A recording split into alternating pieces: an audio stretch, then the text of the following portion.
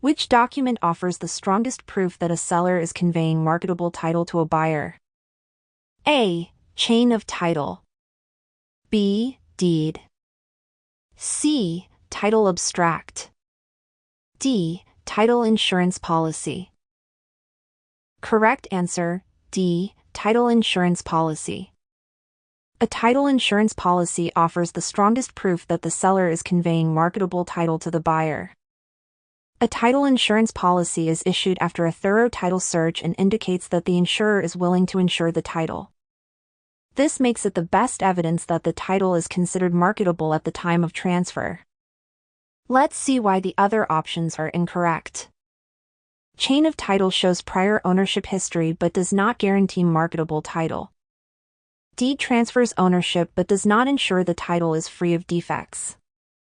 Title abstract is a summary of public records and does not provide assurance of title quality. Which duty is a buyer's agent most likely breaching if they appear to be advocating for the seller customer? A. Disclosure.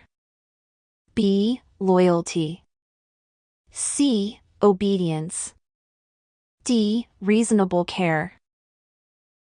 Correct answer, B. Loyalty. The agent is most likely breaching the duty of loyalty by acting in a way that favors the seller over their buyer client.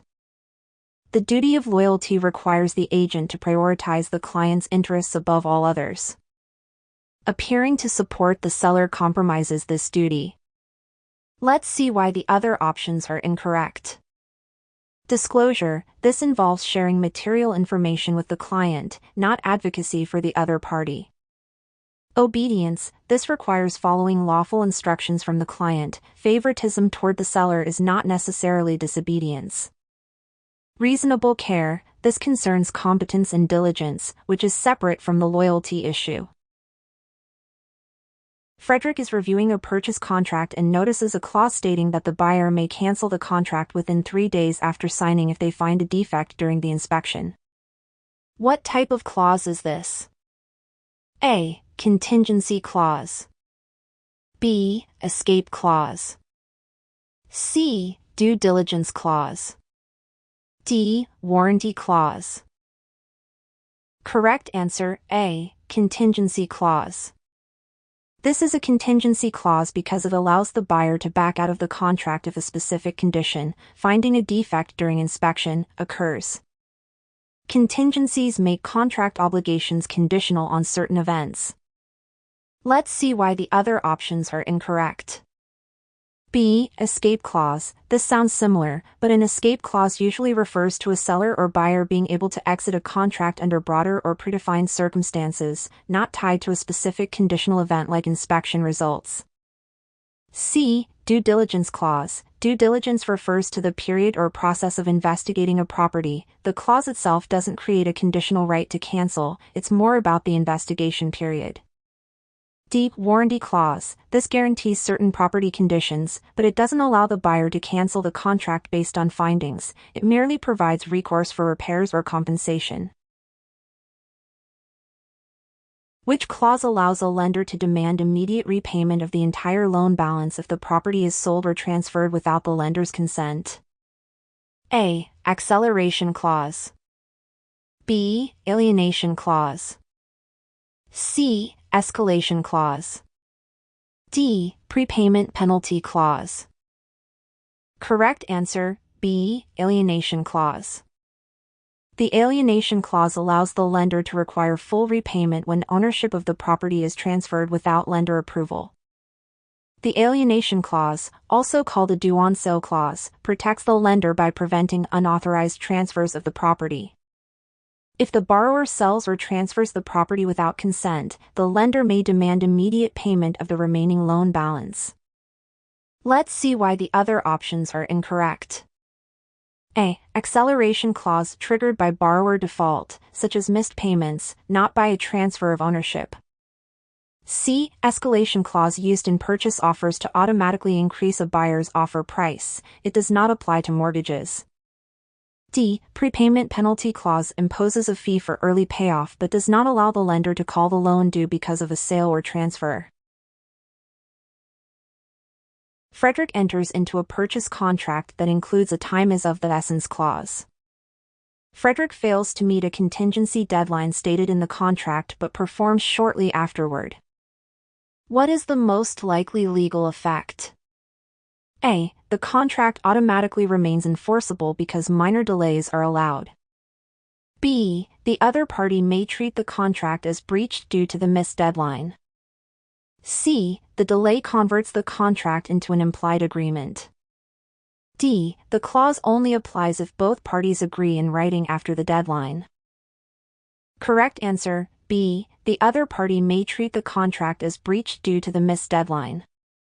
A time is of the essence clause makes all deadlines strictly enforceable.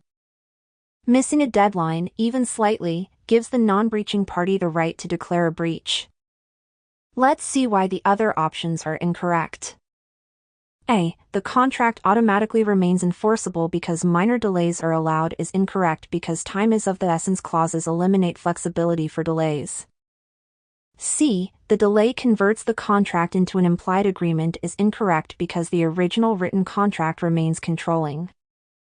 D. The clause only applies if both parties agree in writing after the deadline is incorrect because the clause is enforceable once signed. In general, a real estate licensee may not accept compensation for selling which of the following on behalf of a client? A. Commercial property. B. Securities. C. Timeshares. D. Vacant land. Correct answer, B. Securities. A real estate license authorizes a licensee to earn compensation for transactions involving real property.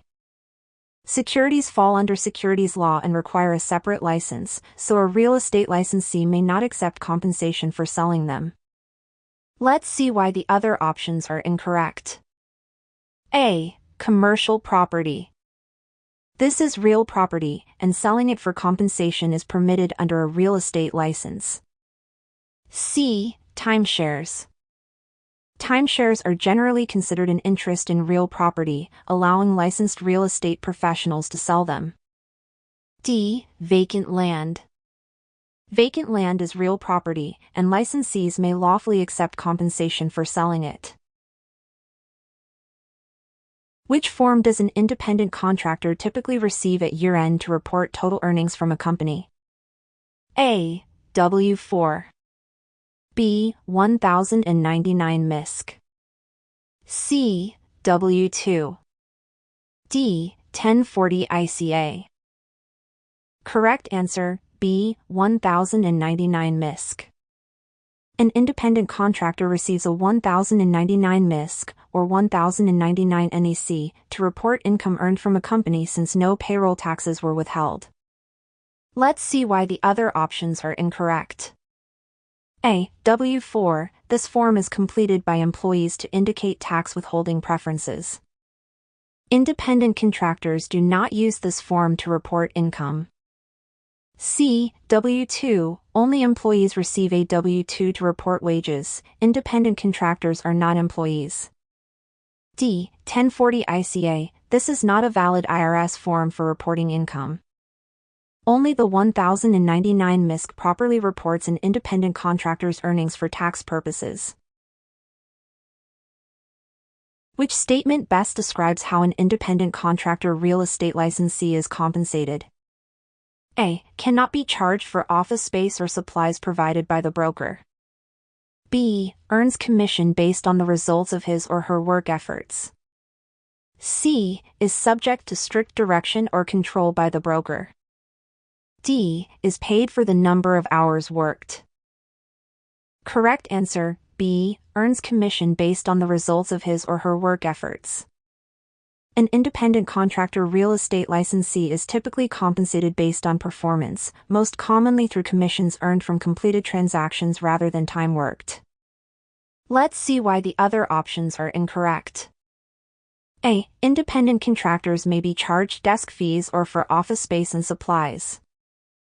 C. Independent contractors are not subject to strict direction or control, which would indicate an employee relationship. D. Payment based on hours worked applies to employees, not independent contractors. When is an individual legally permitted to use the professional designation realtor? A. After completing the first successful real estate transaction. B. Upon sponsorship by his or her broker. C. Only after becoming a member of the National Association of Realtors. D. As soon as the individual passes the real estate licensing examination. Correct answer, C. Only after becoming a member of the National Association of Realtors. The term realtor is a federally registered trademark that may only be used by real estate professionals who are active members of the National Association of Realtors, NAR, and who agree to follow its code of ethics. Simply holding a real estate license or working under a broker does not grant the right to use this designation. Let's see why the other options are incorrect. A. After completing the first successful real estate transaction, closing a deal does not affect trademark usage. Membership in NAR is still required. B. Upon sponsorship by his or her broker, broker sponsorship alone does not authorize use of the realtor title unless NAR membership is obtained. D. As soon as the individual passes the real estate licensing examination, passing the exam allows someone to become licensed, but it does not automatically make them a realtor. Only NAR membership gives legal permission to use the realtor name. Which of the following would not be classified as an attachment, fixture, to real property? A. A portable basketball hoop that is stored in the garage during colder months. B. A greenhouse permanently added onto the garage structure.